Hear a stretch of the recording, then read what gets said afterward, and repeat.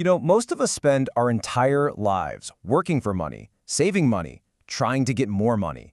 But have you ever really stopped to ask yourself, where does it all come from? Well, the answer is way more shocking than you'd probably guess, and it all revolves around a secret that's worth a staggering $9 trillion. Henry Ford said this almost 100 years ago, and honestly, it kind of sets the stage perfectly for what we're about to get into. His point was that if everyday people actually understood how money really works, they wouldn't stand for it, not for 1 second. So, let's find out if he was right. So what is this $9 trillion secret? Well, after the 2008 financial crash, it came out in a congressional hearing that the Federal Reserve had quietly committed over $9 trillion in emergency loans to bail out the system. Now, to put that number in perspective, that's about $30,000 for every single person in the U.S. And when lawmakers started asking, hey, where did all this money go? There was no clear answer, no real audit trail. It was just gone. And that brings us to the real mystery here. If the government isn't just in a basement somewhere printing all this cash, where does a number that big even come from? Well, to answer that, we have to go back in time to a super secret meeting that basically changed the entire world of money forever.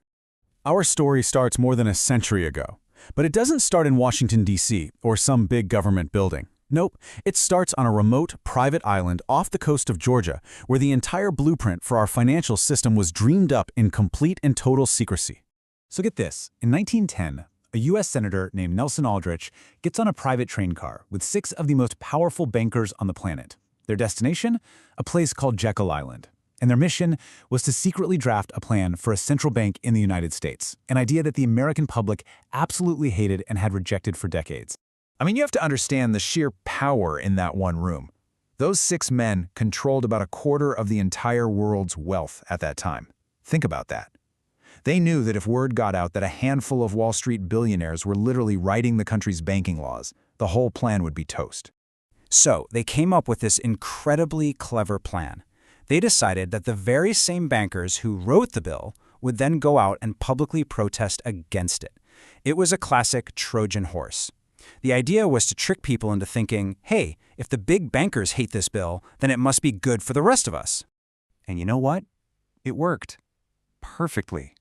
The plan that was hatched in secret on that island in 1910 became law just 3 years later.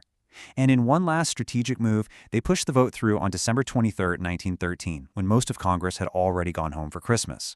And just like that, a private company was given a total monopoly over creating America's money. So now that the Federal Reserve was created, the machine was in place. But how does it actually work? How does the Fed just create $9 trillion? Well, the process is way simpler. And frankly, way more disturbing than you can probably imagine. It really just boils down to 3 simple steps. First, the U.S. government decides it needs more money than it has from taxes. Okay. Second, the Treasury Department issues a bond, which is really just a fancy IOU. But here's the magic trick. Step 3. The Federal Reserve buys that IOU from the government. So where's the Fed get the money to buy it? It gets it from nowhere. It's created out of thin air. And look, don't just take my word for it. This is a direct quote from the Boston Federal Reserve's own website. They admit it. When the Fed writes a check, there's no money in their account to back it up. They are, and I'm quoting here, literally inventing money into existence. Now today, this whole process is almost entirely digital. In fact, a whopping 97% of all the money in our economy is created just like this, as digital numbers on a screen. Only about 3% of our money is the physical cash and coins that you and I actually carry around. And this all leads us to the real core of how this whole thing is built. See, it's not just about creating money from nothing. It's about creating money as debt.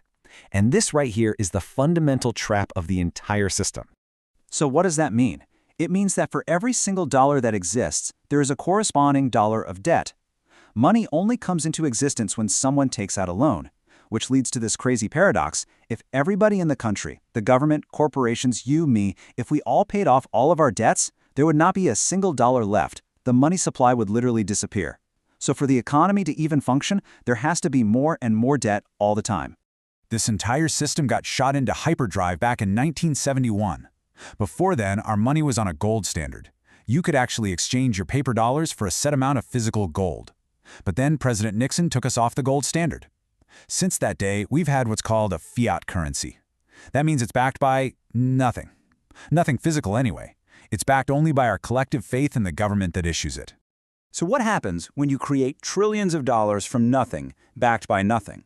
Well, every new dollar that's created makes all the other dollars that already exist a little less valuable. It's like adding water to soup. And this is the hidden tax we all pay. It's called inflation. You can see this effect really clearly when you look at something like housing. Back in 1950, the average house cost about $7,000. Today, it's over $400,000. Now, it's not that the house itself is suddenly 50 times better, it's that the dollar you use to buy the house is worth a whole lot less. So who actually pays the price for a system like this? Well, the consequences aren't felt by everyone equally. In fact, it has created this massive divide between generations, with younger people facing huge economic hurdles that their parents and grandparents never had to deal with. And this is why it really matters. For the first time in modern history, we have a generation of young people who are on track to be poorer than their parents. Why is that? Because this system pushes money into things like real estate instead of new businesses, driving prices through the roof. It also creates these massive boom and bust cycles. Think about the 2008 crash, where the wealthiest people often come out even richer while regular folks lose everything. And here's the kicker. The organization at the very center of it all, the Federal Reserve, it's a completely independent agency. That means no one, not Congress, not the president, can overrule their decisions. They have been called the absolute masters of our economy because they control the one thing everyone needs, money itself. So when you boil it all down, our entire $9 trillion system is built on just one single fragile thing, faith. Faith that our money will be worth something tomorrow. But that faith is starting to be tested. We're seeing major countries around the world start to sell off U.S. debt and buy up physical gold instead. And that leaves us with one final, very unsettling question. What happens